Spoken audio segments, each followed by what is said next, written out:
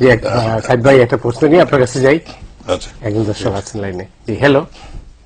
Hello, আসসালামু আলাইকুম। ওয়ালাইকুম আসসালাম। জি ভাইয়া। আমি আশরাফ বলছি পল্লবীর থেকে। জি প্লিজ।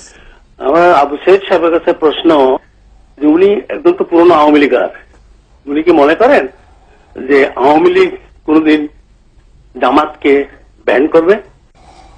ধন্যবাদ আপনাকে সাইদ ভাই। না, নিষিদ্ধ করলে নিষিদ্ধ হয়ে যায় না। জামাত একটা আদর্শিক দল, সে আদর্শ আমি মানি বা সমর্থন করি বা না করি। তাদের আদর্শ আছে, সেগুলো তারা নিয়মিত সুশৃঙ্খল ভাবে প্রচার করে, বিভিন্ন ভাবে প্রচার করে।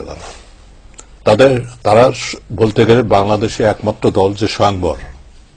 তাদের নিজস্ব অর্থনৈতিক কাঠামো আছে, উৎস আছে, তারপরে নিজস্ব ক্যাডার বাহিনী মানে সার্বক্ষণিক কর্মী আছে, তাদের প্রচার যন্ত্র, সবকিছু মিলেই যা জামাত ইসলামকে অত সহজে নিষিদ্ধ করলেই জামাত শেষ হয়ে যাবে না। একটা আদর্শের মৃত্যু ঘটাতে হলে তার চেয়ে আরো উন্নত ধরনের একটা আদর্শ স্থাপন করতে হয়।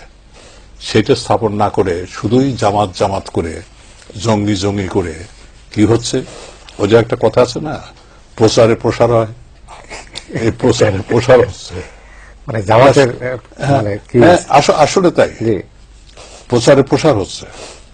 আমি কি প্রচার করে, হ্যাঁ আমি প্রচার করব, প্রচার করে আমার কথাটা, আমার আদর্শটা যদি আমি মানুষের কাছে পৌঁছে দিতে পারি, শুধু পৌঁছে দেওয়া না, এবং দৃষ্টান্ত স্থাপন করতে পারি যে জামাতের চেয়ে আমরা ভালো, জামাতের চেয়ে আমরা আরো বেশি সৎ, নিষ্ঠাবান এবং কল্যাণমুখী, তাহলে তো কেবলমাত্র তাদেরকে পরাভূত করা যাবে।